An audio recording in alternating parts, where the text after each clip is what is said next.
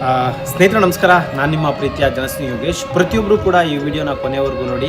ಕೆಲವು ವರ್ಷಗಳ ಹಿಂದೆ ತುಳಸಿಯಮ್ಮ ಅಂತೇಳಿ ಜ್ಞಾನಭಾರತಿ ಪೊಲೀಸ್ ಸ್ಟೇಷನ್ ಲಿಮಿಟಲ್ಲಿ ಸಿಕ್ಕಿರ್ತಾರೆ. ಸೊ ಇವರು ಅಸಹಾಯಕ ಪರಿಸ್ಥಿತಿಯಲ್ಲಿ ಸಾಯುವಂಥ ಸ್ಥಿತಿಯಲ್ಲಿ ನಮಗೆ ಸಿಕ್ಕಿರ್ತಾರೆ. ಸ್ನೇಹಿತರೆ ನಿಜವಾಗ್ಲೂ ಭಾಳ ಬೇಜಾರಾಗುತ್ತೆ. ಯಾಕೆಂತ ಹೇಳಿದ್ರೆ ಅವರು ಸಾವು ಬದುಕಿನ ಮಧ್ಯೆನೇ ನರಳಾಡ್ತಿದ್ರು ಅಂತಲೇ ಹೇಳೋದಕ್ಕೆ ಇಷ್ಟಪಡ್ತೀನಿ. ಅವತ್ತು ಅವರ ಪಾಲಿಗೆ ಆಪತ್ತು ಬಾಂಧವರಾಗಿ ಒಬ್ಬರು ಬಂದಿದ್ದರು. ಸೊ ಅವರನ್ನ ರಕ್ಷಣೆ ಮಾಡದೆ ಹೋಗಿದ್ರೆ ಇವತ್ತು ಜನಸ್ನೇಹಿ ಆಶ್ರಮದಲ್ಲಿ ಬರೋಬ್ಬರಿ 4 ರಿಂದ 5 ವರ್ಷಗಳ ಕಾಲ ಅವರು ಜೀವನ ನಡೆಸೋದಕ್ಕೆ ಸಾಧ್ಯನೇ ಆಗ್ತಾ ಇರಲಿಲ್ಲ.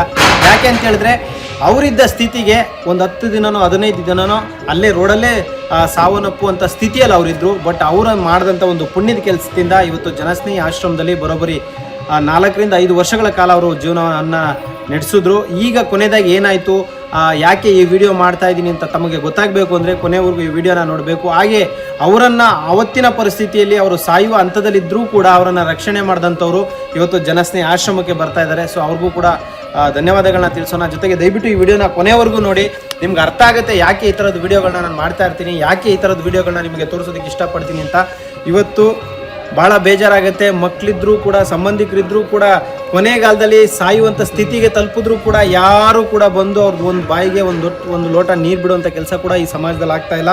ಇದು ಭಾಳ ಮನಸ್ಸಿಗೆ ಬೇಜಾರಾಗುವಂಥ ವಿಚಾರ. ಯಾಕಂತ ಹೇಳಿದ್ರೆ ನಾನು ಅವ್ರ ಬಗ್ಗೆ ಕೇಳ್ಪಟ್ಟಂಗೆ ಅವ್ರಿಗೆ ಮಗ ಇದ್ದಾನೆ ಅಂತ ಕೇಳ್ಪಟ್ಟೆ. ಸೊ ಸಾಕಷ್ಟು ಬಾರಿ ಅವರನ್ನು ಕಾಂಟ್ಯಾಕ್ಟ್ ಮಾಡೋಕ್ಕೂ ಕೂಡ ಪ್ರಯತ್ನ ಪಟ್ಟೆ, ಯಾವುದೇ ರೀತಿ ಯೂಸ್ ಆಗಿಲ್ಲ. ಸೊ ಕೊನೆಯದಾಗಿ ಸಂಬಂಧಿಕರು ಕೈ ಬಿಟ್ಟರು, ಮಕ್ಕಳು ಕೈ ಬಿಟ್ಟರು. ಕೊನೆಯದಾಗಿ ದಾರಿಲಿ ಯಾರೋ ಒಬ್ಬರು ನೋಡಿದ್ರು ಅವ್ರನ್ನ, ಅವರು ಕೈ ಬಿಡದೆ ಇವತ್ತು 5 ವರ್ಷಗಳ ಕಾಲ ಇಲ್ಲಿ ಆಶ್ರಯ ಪಡೆದಿರೋದು. ಅವರು ಪ್ರತಿ 2 ತಿಂಗಳಿಗೆ ಅಥವಾ ವರ್ಷಕ್ಕೊಂದ್ಸತಿ ಬಂದು ಮಾತಾಡಿಸ್ತಾ ಇದ್ರು ಅವ್ರನ್ನ. ಸೊ ಈ ಕೊನೆಯದಾಗಿ ಅವರು ಕೊನೆ ಉಸಿರು ಎಳೆದಿದ್ದಾರೆ. ಸೊ ಬನ್ನಿ ನೋಡೋಣ ಏನಾಗುತ್ತೆ ಅಂತ. ಸರ್ ಬನ್ನಿ ಬನ್ನಿ. ಮೌನವಾಗಿದೆ, ನಿಶಬ್ದವಾಗಿದೆ. ಸೊ ಪ್ರತಿ ಬಾರಿ ಸಾವು ನೋವುಗಳು ನಮಗೇನು ಹೊಸದಲ್ಲ. ಬಟ್ ಆದರೆ ಈಗ ನೋಡಿ ನೋಡಿ ನೋಡಿ ನಮಗೂ ಕೂಡ ಬೇಜಾರಾಗ್ತಾ ಇದೆ, ನೋವಾಗ್ತಾ ಇದೆ. ಇಲ್ಲಿರೋರಿಗೆಲ್ಲ ಒಂಥರ ಭಯ ಸ್ಟಾರ್ಟ್ ಆಗುತ್ತೆ. ಅಂದರೆ ನೋಡಪ್ಪ ನಮಗೆ ಯಾರು ಇಲ್ವಲ್ಲ, ನಾವು ಕೊನೆಗೆ ಇದೇ ಗತಿನ, ನಮಗೂ ಇದೇ ಕೊನೆ ಜೀವನ ಅಂತ ಅನಿಸ್ಬಿಡುತ್ತೆ.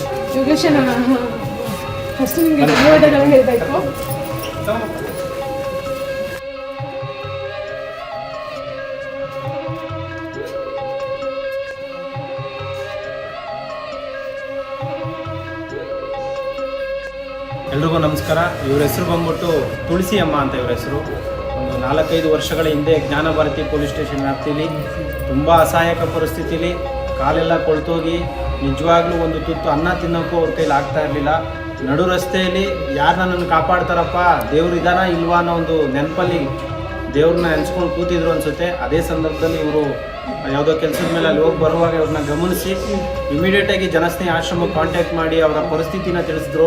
ಸೊ ಇಮಿಡಿಯೇಟಾಗಿ ಅಲ್ಲಿ ಹೋಗಿ ಅವ್ರ ಪರಿಸ್ಥಿತಿ ನೋಡಿದಾಗ ನಿಜವಾಗ್ಲೂ ಯಾವ ಹೆಣ್ಮಕ್ಳಿಗೂ ಅಂಥ ಒಂದು ದುರ್ಸ್ಥಿತಿ ಬರಬಾರ್ದು, ಅಂಥ ಒಂದು ದುರ್ಸ್ಥಿತಿ ಬಂದ್ಬಿಟ್ಟಿತ್ತು ಅವ್ರಿಗೆ. ಕಾಲೆಲ್ಲ ಹುಳ ಬಿದ್ದು ಕಂಪ್ಲೀಟು ಮಂಡಿವರೆಗೂ ಕಾಲೆಲ್ಲ ಕೊಳ್ತೋಗುವಂಥ ಒಂದು ಸ್ಥಿತಿಲಿ ಸಿಕ್ಕಿದ್ರು.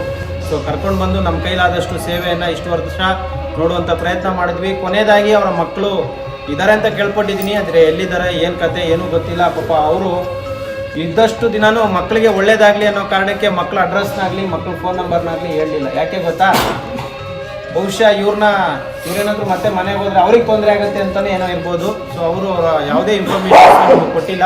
ಸೊ ನೀವೇನು ಹೇಳಕ್ಕೆ ಇಷ್ಟಪಡ್ತೀವಿ? Thank you. ಗೊತ್ತಿಲ್ಲ ಯಾವಾಗ ಏನೇನು ಪರಿಸ್ಥಿತಿ ಗೊತ್ತಿಲ್ಲ. ಸೊ ಅವತ್ತಿಂದ ಇವತ್ತಿನವರೆಗೂ ನೀವು ಮಾತಾಡಿದ್ದೀರ ಅವ್ರನ್ನ. ನಿಜ ಅವ್ರ ಮಕ್ಕಳು ಮಾಡದೇ ಇರೋ ಕೆಲಸನ ನೀವು ಮಾಡಿದ್ದೀರ. ತುಂಬ ಖುಷಿ ಆಗ್ತಿದೆ. ಅಲ್ಲ ಖುಷಿ ಯಾಕೆ ಆಗ್ತಿದೆ ಅಂತಂದಾಗ ಯಾರೋ ನೋಡೋದು ಬಿದ್ದಾಗ ಯಾರಿಗೆ ಮಕ್ಕಳನ್ನೇ ನೋಡ್ಕೊಡೋಲ್ಲ. ಮಕ್ಕಳ ಪರಿಸ್ಥಿತಿನ ನೀವು ನೋಡ್ಕೊಂಡಿದ್ದೀರಾ. ಎಮ್ಮನ ಜೀವಕ್ಕೆ ಮುಕ್ತಿ ಕೊಟ್ಟಿದ್ದೀರಾ. ನೀವು ಎಮ್ಮನ ಜೀವಕ್ಕೆ ನಿಜವಾಗ್ಲೂ ಮತ್ತೊಂದು ಮುಕ್ತಿ ಸಿಕ್ಕಿದೆ ನಿಮ್ಮಿಂದ ಅಂತ ಹೇಳ್ಬೋದು. ಬಹುಶಃ ನಾವೇನಾದ್ರೂ ಅವತ್ತು ಕರ್ಕೊಂಡು ಬರ್ದೇ ಹೋಗಿದ್ರೆ ಹೇಗೆ ಅಮ್ಮ ಇಷ್ಟು ದಿವಸ 4-5 ವರ್ಷ ಬದುಕ್ತಾನೆ ಇರಲಿಲ್ವೇನೋ, ತೀರ್ಕೊಂಡ್ಬಿಟ್ಟಿರೋರು. ನಾನು ಮೊನ್ನೆ ಕೂಡ ಒಂದು 1 ಇಯರ್ ಬ್ಯಾಕ್ ಬಂದು ನೋಡ್ಕೊಂಡು ಹೋದಾಗ ಎಮ್ಮ ಹೇಳಿದ್ರು ದೇವ್ರು ಒಳ್ಳೇದು ಮಾಡಲಿ ಅಂತ ಆಶೀರ್ವಾದ ಎಲ್ಲ ಮಾಡಿದ್ರು. ಗೊತ್ತಿಲ್ಲ ಅಣ್ಣ ಯಾವಾಗ ಯಾವ್ಯಾವ ಪರಿಸ್ಥಿತಿ ಬರುತ್ತೆ ಅಂತ ಗೊತ್ತಿಲ್ಲ. ಆದರೆ ನಿಮ್ಮಿಂದ ಅಂತೂ ಆ ಎಮ್ಮಗೆ ತುಂಬ ಒಳ್ಳೇದಾಗಿದೆ. ಯಾಕೆಂದರೆ ತುಂಬ ಕಾಲು ಕೊಳ್ತೋಗಿತ್ತು. ಅವತ್ತೇ ಆ ಎಮ್ಮ ಬದುಕ್ತಾ ಇಲ್ಲೋ ಇಲ್ಲೋ ಗೊತ್ತಿಲ್ಲ. ಆದರೆ ಇಷ್ಟು ವರ್ಷ ಆ ಎಮ್ಮನ ಜೋಪಾನವಾಗಿ ತಮ್ಮ ಮಡ್ಲಲ್ಲಿ ಇಟ್ಕೊಂಡು ಸಾಕಿದ್ದೀರಾ ಆ ಎಮ್ಮನ. ಆ ಎಮ್ಮನ ಕೊನೆ ದಿನಗಳನ್ನ ನೀವು ಸಿಕ್ಕಿದೆ ಅವರಿಗೆ. ಥ್ಯಾಂಕ್ ಯು ಅಣ್ಣ. ಬೇಜಾರಾಗುತ್ತೆ ನಮಗೂ. ಅವರು ಮಕ್ಕಳಿದ್ದಾರೆ ಅಂತ ಕೇಳ್ಪಟ್ಟಿದ್ದೀನಿ. ಅವ್ರೇನು ಬದುಕಿದಾರ ಹೋಗ್ಬಿಟ್ಟಿದಾರ ಗೊತ್ತಿಲ್ಲ. ಸೊ ಅಣ್ಣ ಅವ್ರ ಮಕ್ಳ ಬಗ್ಗೆ ನೀವು ಮಾತಾಡ್ಲೇಬೇಡಿ. ನಿಮಗಿಂತ ಒಳ್ಳೆ ಮಗ ಜಗತ್ತಲ್ಲಿ ಅವ್ರಿಗೆ ನೀವು ಹೊಟ್ಟೆಗಳು ಉದ್ದೇ ಇರಬಹುದು, ಅಂದರೆ ಅವ್ರಿಗಿಂತ ಒಳ್ಳೆ ಮಗ ನೀವೇ ಅನ್ಸುತ್ತೆ. ಅವ್ರ ಅಪ್ಪ ಅಮ್ಮನ ಜನ್ಮ ಕೊಡದೇ ಇದ್ರು ಕೂಡ ನೀವು ಅವ್ರಿಗೆ ಒಂದು ಜೀವನದಲ್ಲಿ ಯಾರೇ ಅಪ್ಪ ಅಮ್ಮಂಗಾಗಲಿ ಏನೋ ಒಂದು ಹೊತ್ತು ಊಟ ಹಾಕಿ ಸಾಕ್ತಾರಲ್ಲ ಅವರೇ ನಿಜವಾದ ಮಗ ಅಂತ. ನೀವು ಆ ಥರ ಯಾವುದೂ ಫೀಲ್ ಇಟ್ಕೋಬೇಡಿ, ನೀವೇ ಅವ್ರ ಮಗ ಅಂತ ತಿಳ್ಕೊಳ್ಳಿ. ನನ್ನನ್ನೇ ಅಮ್ಮ ಮಗಳು ಅಂತ ತಿಳ್ಕೊಳ್ಳಿ.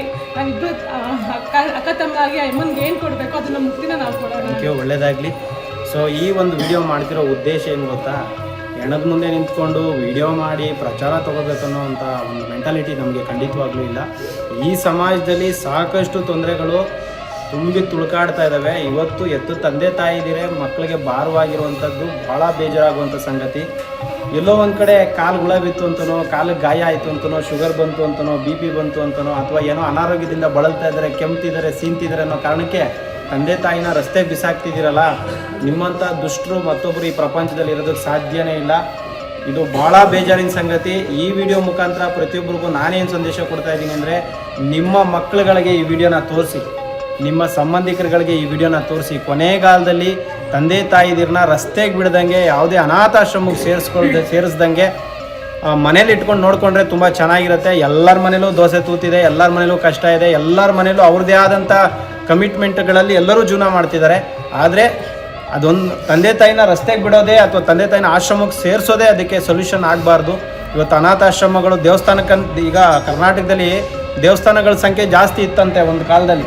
ಇವತ್ತು ಇಡೀ ಕರ್ನಾಟಕದಲ್ಲಿ ಅನಾಥಾಶ್ರಮಗಳ ಸಂಖ್ಯೆ ಜಾಸ್ತಿ ಆಗ್ತಿರೋದಕ್ಕೆ ಕಾರಣ ಯಾರು ಗೊತ್ತಾ? ಅನಾಥಾಶ್ರಮಗಳು ನಡೆಸ್ತಿದಾರಲ್ಲ ಅವರಲ್ಲ ಸ್ವಾಮಿ.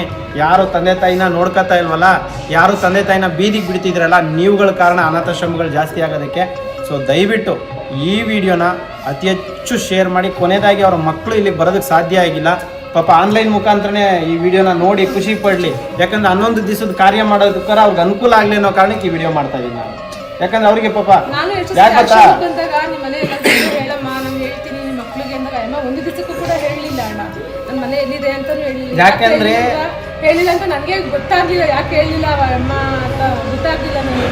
ಬಿಡಮ್ಮ ನೀನೇನೋ ಮಕ್ಳಿದಂಗೆ ಬಿಡಮ್ಮ ಅಂತ ಎಷ್ಟೋ ಯಾಕೆ ಹೇಳಲಿಲ್ಲ ಅಂದರೆ, ಅವರು ಮಕ್ಕಳು ಚೆನ್ನಾಗಿರಲಿ, ಮಕ್ಳಿಗೆ ನಮ್ಮಿಂದ ತೊಂದರೆ ಆಗೋದು ಬೇಡ, ನಾನು ಹೋಗಿ ಮಕ್ಳಿಗೆ ತೊಂದರೆ ಕೊಡೋದು ಬೇಡ ಅನ್ನೋದು ಅವ್ರ ಉದ್ದೇಶ ಅಷ್ಟೇ, ಬೇರೆ ಏನಲ್ಲ. ಸೊ ನಾನು ಹೇಳೋದಿಷ್ಟೇ, ಈ ವಿಡಿಯೋ ನೋಡೋಂಥವ್ರಿಗೆ ಒಂದು ಮನವರಿಕೆ ಮಾಡ್ಕೊಳ್ಳಿ ಅಷ್ಟೇ. ಇದನ್ನು ಯಾವುದೇ ಥರ ಪೋಟ್ರೆ ಮಾಡೋದು ಅವಶ್ಯಕತೆ ಇಲ್ಲ. ನನಗನ್ಸಿದ್ದು ನಾನು ಹೇಳ್ತಾ ಇದ್ದೀನಿ ನೇರವಾಗಿ. ಸೊ ಈಗ ಕನಿಷ್ಠ ಪಕ್ಷ ಸಂಬಂಧಿಕರು ಯಾರೂ ಬಂದಿಲ್ಲ, ಬಂಧು ಬಳಗ ಬಂದಿಲ್ಲ, ಮಕ್ಕಳು ಬಂದಿಲ್ಲ. ಆ ಮಕ್ಕಳ ಸ್ಥಾನದಲ್ಲಿ, ಮಗನ ಸ್ಥಾನದಲ್ಲಿ, ಮಗಳ ಸ್ಥಾನದಲ್ಲಿ ಎಲ್ಲರೂ ಕೂಡ ಇವರೇ ಕಳಿಸ್ಕೊಟ್ಟಿದ್ದು. ಅವತ್ತಿನ ಪರಿಸ್ಥಿತಿಗೂ ಇವತ್ತಿನ ಪರಿಸ್ಥಿತಿಗೂ ಭಾಳ ಅಜಗಜಾಂತರ ವ್ಯತ್ಯಾಸ ಇದೆ. ಯಾಕಂತ ಹೇಳಿದ್ರೆ ಆಪ್ರೇಷನ್ ಕೂಡ ಮಾಡಿಸಿದ್ದೆ ನಾನು. ಇವಾಗ ಕಾಲು ಹೋಗಿದೆ. ಹೌದು, ಕಾಲು ಇಲ್ಲ ತಗ್ಸಿದ್ದು ಚೆನ್ನಾಗಿ ನೋಡ್ಕೊಂಡಿದ್ದೀರ. ಅದರಲ್ಲಿ ಎರಡು ಮಾತಿಲ್ಲ. 1000 ಜನ 1000 ಹೇಳಿಲ್ಲ. ನಿಮ್ಮ ಕರ್ತವ್ಯನ ನೀವು ಶ್ರದ್ಧೆಯಿಂದ ಮಾಡಿದ್ದೀರಿ. Thank you. ಒಳ್ಳೇದಾಗಲಿ. ಎಲ್ಲರೂ ಕೂಡ ಅವ್ರಿಗೆ ಹೂವನ್ನು ಹಾಕಿ ಅವ್ರಿಗೊಂದು ಒಂದು ಅಂತಿಮ ವಿದಾಯನ ಹೇಳೋಣ. ಎಲ್ಲರೂ ಹಾಕಿದ್ದೇವೆ.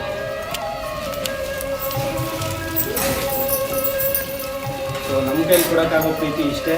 ಬೀದಿಲಿ ಮಲಗಿರುವಂಥ ವ್ಯಕ್ತಿಗಳನ್ನ, ಅನಾಥವಾಗಿ ಮಲಗಿರುವಂಥ ವ್ಯಕ್ತಿಗಳನ್ನ ಕರ್ಕೊಂಡು ಬಂದು ಕೊನೆಯದಾಗಿ ಮುಕ್ತಿ ಕೊಡೋ ಕೆಲಸ ಇದೆಯಲ್ಲ, ಇದು ಅಸಾಧ್ಯವಾದಂಥ ಕೆಲಸ. ಸೊ ಹಾಗಾಗಿ ಈ ಒಂದು ಪುಣ್ಯದ ಕೆಲಸವನ್ನು ನಮ್ಮ ಕೈಲಾದಷ್ಟು ಮಟ್ಟಿಗೆ ನಾವು ಮಾಡೋ ಪ್ರಯತ್ನ ಮಾಡ್ತಾ ಇದ್ದೀವಿ. ನಿಮಗೂ ಕೂಡ ಈ ಕೆಲಸ ಇಷ್ಟ ಆದರೆ ಸಪೋರ್ಟ್ ಮಾಡಿ, ಆಶೀರ್ವಾದ ಮಾಡಿ. ಈ ಥರ ನೂರಾರು ಜನ ಬೀದಿಲಿದ್ದಾರೆ. ಎಲ್ರಿಗೂ ನಾವೆಲ್ಲರೂ ಆಶ್ರಯ ಆಗೋಣ. ಒಳ್ಳೇದಾಗಲಿ ಎಲ್ರಿಗೂ.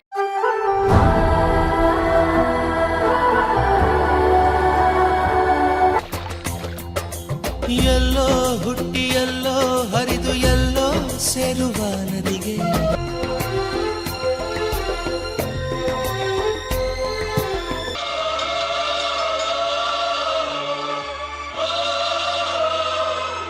ಯಾರೋ ಯಾರೋ ಈ ನಾಲ್ವರು ಬಂಧು ಬಳಗಲ್ಲ, ಈ ಹೃದಯವಂತರು.